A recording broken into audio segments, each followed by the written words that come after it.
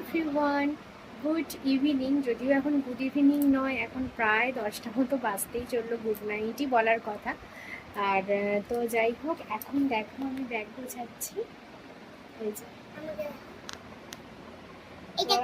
Bag গোছাচ্ছি, এই যে এই ব্যাগটাও গোছানো হয়ে গেছে আর এই ব্যাগটা গোছালাম।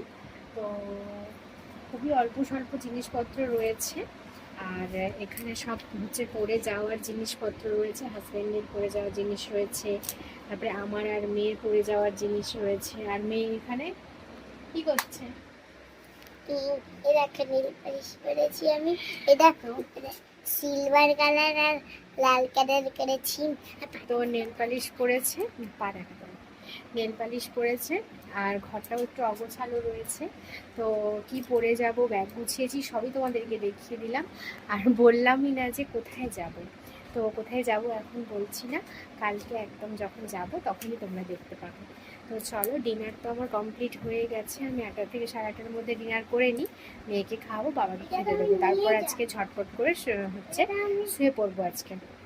তো চলো, ব্যাগ তো গোছানো হয়ে গেছে।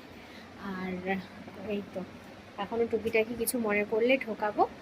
চলো, পরে দেখা হচ্ছে তোমাদের সাথে, একদম কালকে দেখা হবে, রেডি সেডি হয়ে তোমাদের সামনে আসবো, ঠিক আছে?